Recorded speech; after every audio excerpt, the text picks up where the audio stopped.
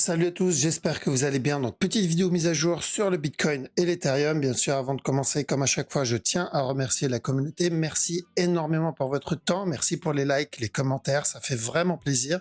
N'hésitez pas à me suivre sur Twitter. Vous avez le lien dans la description.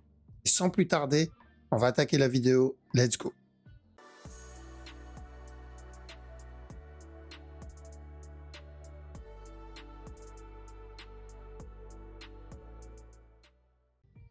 Alors, on va commencer avec BTC. Donc, BTC, évidemment, la direction sur la grosse time frame, en tout cas daily, est toujours la même pour le moment, tant que ça reste correctif. Donc, on cherche toujours ce push.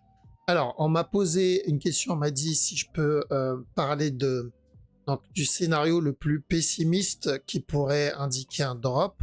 Alors, en fait, c'est un scénario qu'on a déjà vu il y a un petit moment déjà, avant même qu'on pète ce top. Et c'est toujours le même. Donc on va l'aborder ici, mais pour le moment, il n'y a rien qui indique ce scénario. D'accord? Pour le moment, le mouvement, il est correctif. Donc ça annonce un push. Ce qu'il donne ici, c'est plus une structure de continuation, un peu comme, donc si vous vous rappelez de ce move, comme ce mouvement-là.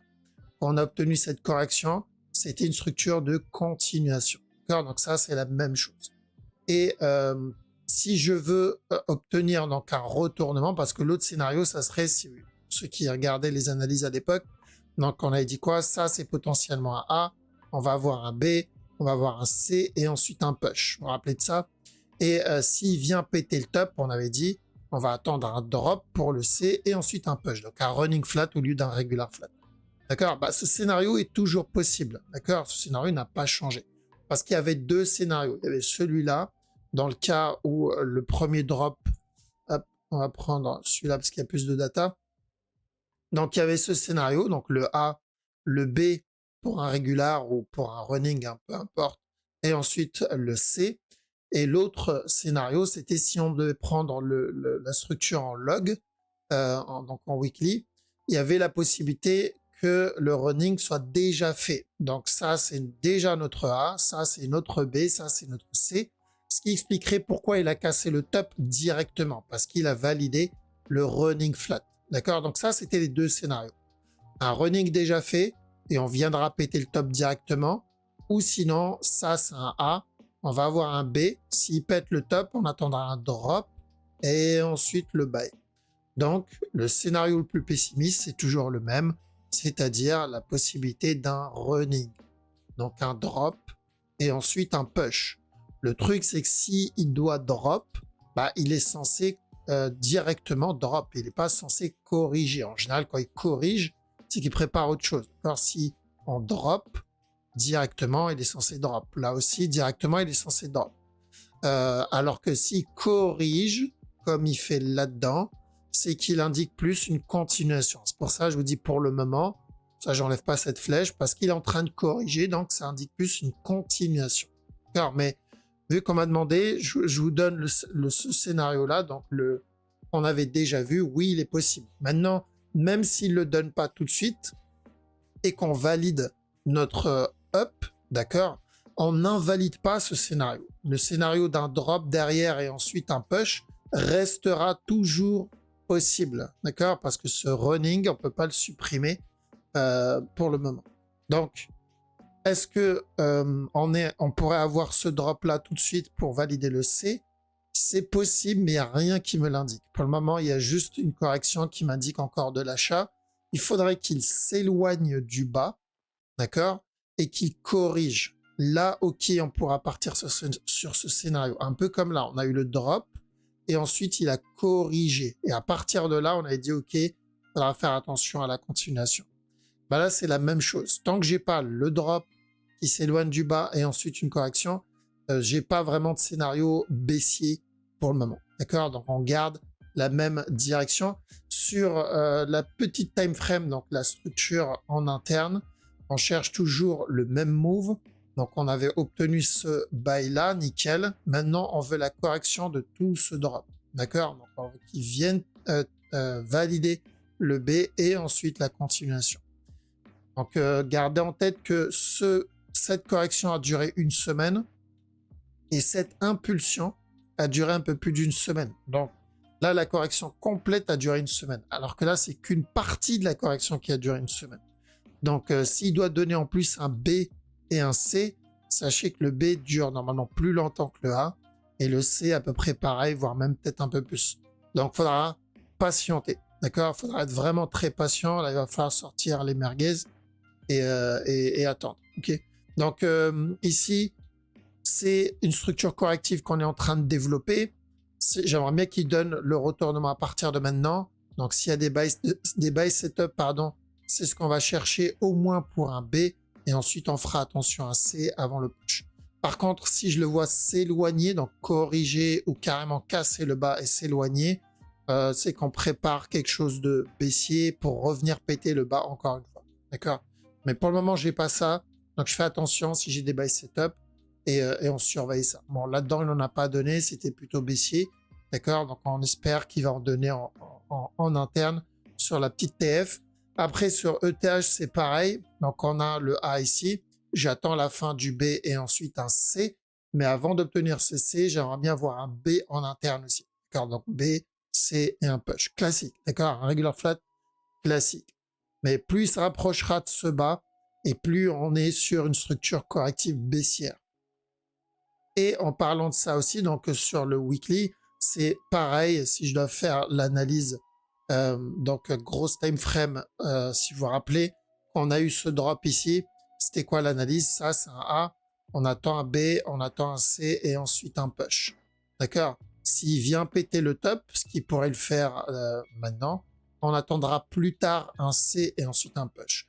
Contrairement au Bitcoin où on a la possibilité d'un running déjà fait, pour moi, ETH, c'est pas le cas. ETH, c'est où il va nous faire un regular flat et ensuite il monte, ou sinon il va juste continuer à push et il nous fera le running flat plus tard. D'accord? Donc, ETH, je surveillerai beaucoup plus la possibilité d'un running, en tout cas d'un drop pour un C. Donc, est-ce qu'il peut donner encore un drop? Alors, lui, il a validé juste une condition. D'accord? C'est-à-dire le drop qui s'éloigne de ce bas-là. Maintenant, j'ai besoin qu'il valide la deuxième, c'est-à-dire corriger. S'il corrige ici, là, oui, on pourra ajouter le scénario d'un gros regular flat. Drop et ensuite buy. Donc, évidemment, pour le moment, il n'y a pas ça. Donc, ça, c'est pourquoi je vous montre ça, c'est parce que, voilà, on m'a demandé de faire l'analyse, de donner le scénario pessimiste sur la grosse time frame. Donc, ça, c'est les deux sur Bitcoin et ETH. Mais, pour le moment, il n'y a pas encore de confirmation sur ça.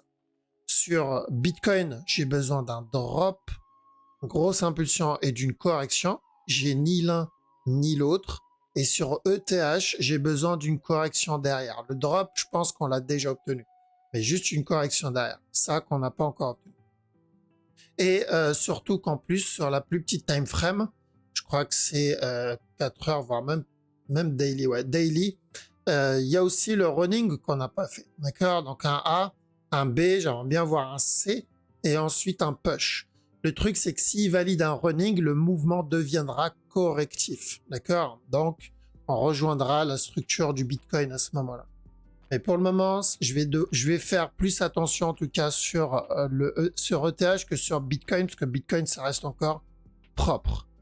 Et comme on l'a dit, petit time frame, donc on attend juste la fin du B si on veut tenter le C derrière. D'accord? Et pour le moment, j'ai pas de fin de structure sur ce move. BNB, alors sur le BNB, on est toujours dans le A, d'accord? La time frame en interne, la grosse analyse change pas, mais la time frame en interne est plutôt agressive. Donc ce move, je le considère toujours comme un A. Idem, si je veux tenter de l'achat sur ce move, je le ferai en mode safe. Donc j'attendrai cassure de la trend minimum et un flag si je veux le B. D'accord? Parce qu'on cherche un B. Une fois le B terminé, je veux le C. Et ensuite, pourquoi pas le buy. D'accord? Mais uniquement si j'ai ça. On a le DOT. DOT, je le vois casser ce bas.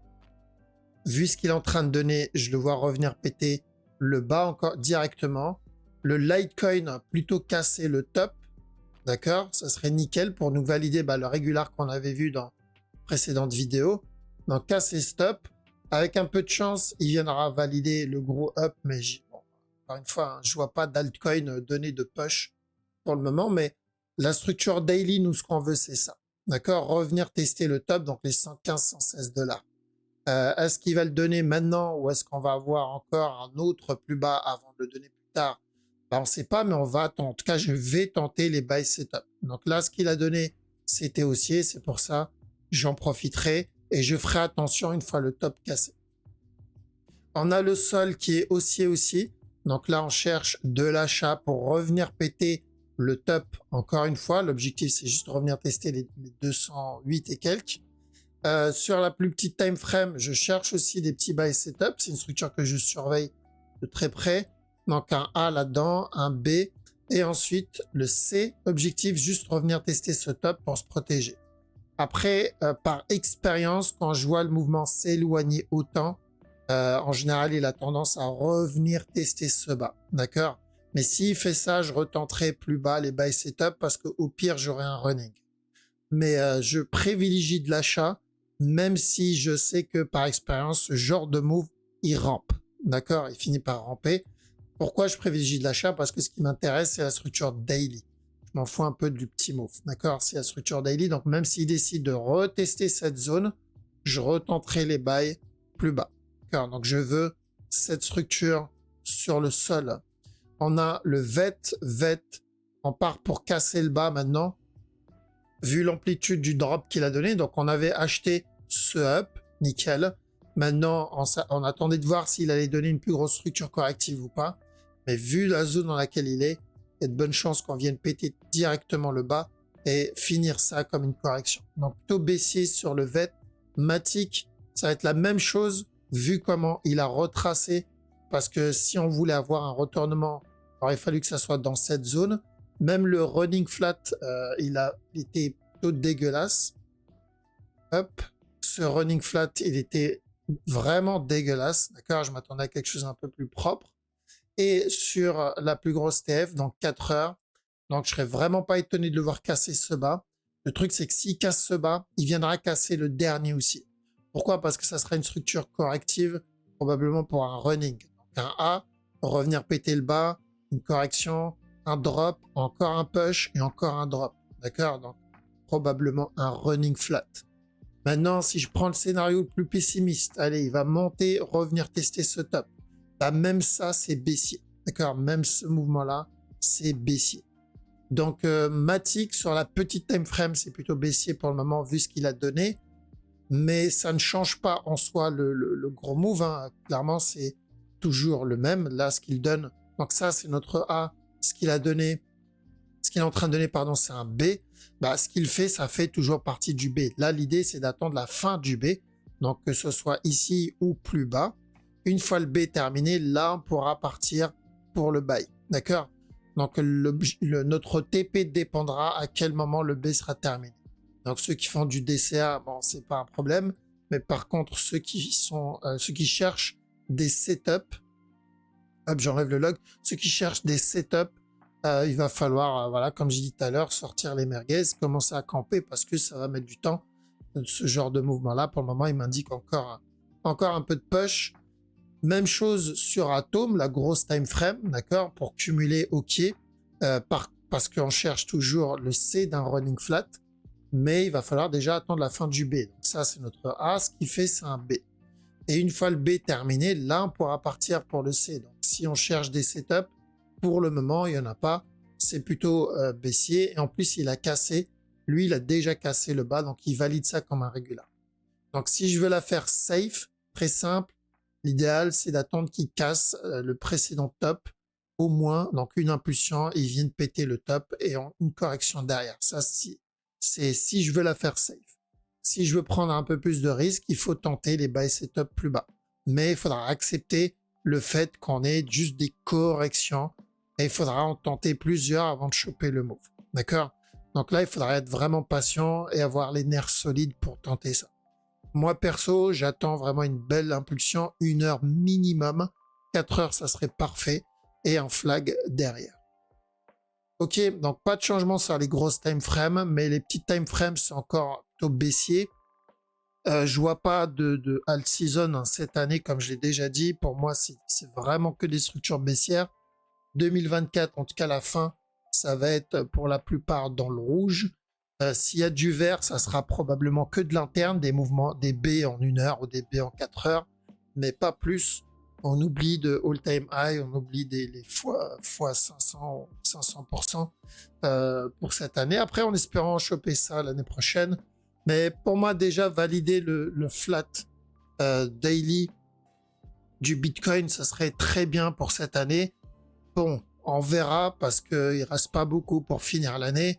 Et alors que si on prend en compte juste la durée de cette correction, on peut aller pour 1 mois facile. On verra, d'accord, on va voir. Mais déjà nous valider le regular flat.